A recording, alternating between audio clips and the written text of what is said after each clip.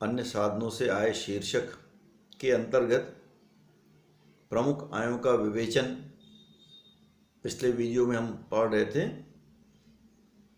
पिछले वीडियो में मैंने पारिवारिक पेंशन, फैमिली पेंशन तक की बातें आप लोगों को बताई थी। उसका एक अगला शीर्षक होता है सबलेट इनकम, उपपट्टे की आय। कभी कभी एक किराएदार मकान मालिक से जो मकान किराए पर लेता है, किराए पर लेने के पश्चात मान लीजिए वह मकान उसके लिए बड़ा है और उसने उसका कुछ भाग जो है किसी अन्य किराएदार को किराए पर उठा दिया है। जैसे मान लीजिए एक्स मकान मालिक है, उसने वाई को मकान किराए पर दे दिया। मान लीजिए 15,000 रुपये का किराया प्रतिमाह तय हुआ है। वाई के लिए मकान बड़ा है, वह उसका 1/3 भाग जो है जेड को मान लीजिए 7,000 रुपये प्रतिमाह किराए पर दे देता है।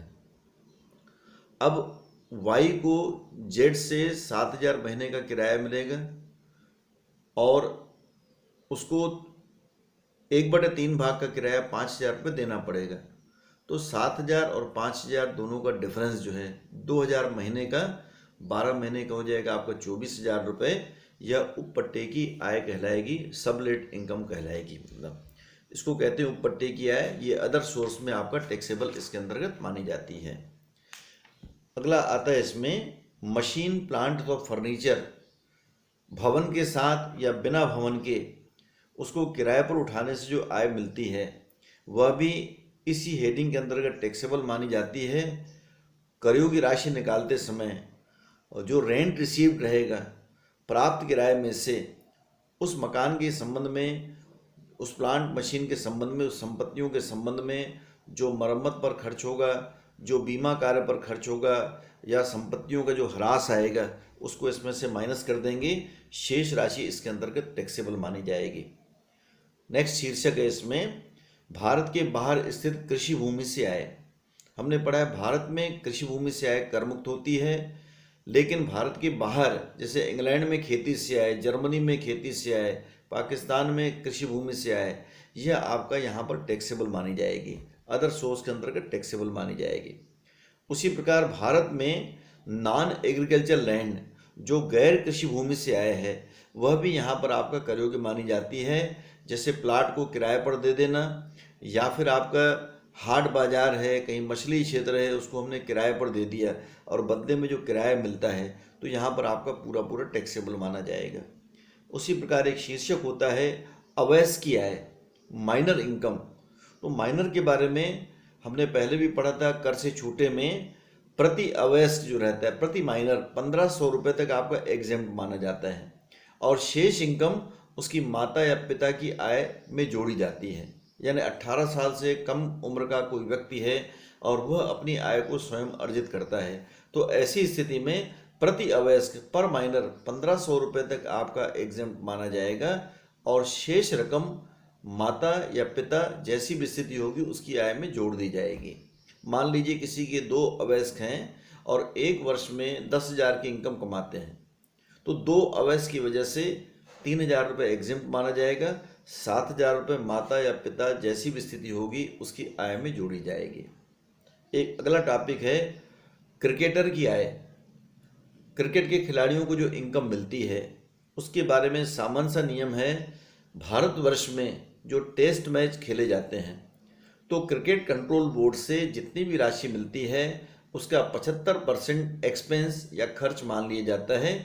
तो 75% घटाकर शेष बची हुई 25% की राशि जो है वह आपका कर योग्य मानी जाएगी अदर सोर्स के अंतर्गत। भारत के बाहर जो टेस्ट मैच खेले जाते हैं उसमें प्राप्त राशि का 50% खर्च मान लिया जाता है, शेष 50% आपका टैक्सेबल माना जाएगा। उसी प्रकार भारत में खेले गए यदि जो अन्य प्रथम श्रेणी के मैच हैं उसके बारे में जितनी भी राशि मुझे प्राप्त होती है वो खर्च की गई मान ली जाती है। इसका कोई भी अमाउंट आपका टैक्सेबल नहीं माना जाता। लास्ट इसमें पॉइंट आता है एक आपका उपहार, गिफ्ट। यदि किसी व्यक्ति से हमको प्राप्त होती है नगद रूप में, परंतु वह व्यक्ति मेरा निकट का रिश्तेदार नहीं है और न ही ऐसी राशि मुझे विवाह के अवसर पर, मैरिज के ऑकेजन पर मुझे मिली है, तो ऐसी राशि वर्ष भर में कुल मिलाकर यदि 50,000 रुपये से अधिक है तो वह पूरी पूरी राशि आपका टैक्सेबल मानी जाती है गिफ्ट के रूप में। अब निकट के रिश्तेदार कौन है, ये किताब में बहुत आपका डिटेल इसके अंतर्गत आपका दिया हुआ है। अन्य किसी व्यक्ति से प्राप्त राशि का टोटल यदि 50,000 से एक्सीड होगा तो यहाँ पर आपका पूरी पूरी अमाउंट टैक्सेबल मानी जाएगी। इसके अलावा और भी कुछ इनकम हैं जो अदर सोर्स के अंतर्गत टैक्सेबल मानी जाती हैं, क्योंकि मैंने आपको बताया था ऐसी कोई भी इनकम जो शुरू के 4 शीर्षकों के अंतर्गत स्थान नहीं पाती, सबको 5वीं यूनिट 5वीं हेड यानी अन्य साधनों से आय शीर्षक में शामिल करते हैं। अब और कौन कौन सी इनकम है, पहला आता है इसमें परीक्षक पारिश्रमिक, एग्जामिनर रिम्यूनरेशन, परीक्षा की ड्यूटी करने का, परीक्षा की कॉपी जांचने का जो पारिश्रमिक मिलता है यहाँ टैक्सेबल है। अधिकार शुल्क, फीस इत्यादि जो व्यापारिक आय ना हो। एक होता है डायरेक्टर फीस, संचालक शुल्क।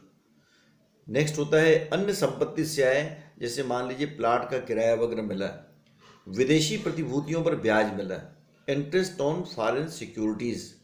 उसी प्रकार पट्टे पर उठाई गई संपत्ति का जो लाभ मिलता है। लेख लिखने से आय, इनकम फ्रॉम आर्टिकल्स, हम पत्र पत्रिकाओं में लेख लेते हैं, किसी व्यक्ति को इनकम मिल जाती है तो इसी हेड के अंतर्गत टैक्सेबल मानी जाएगी।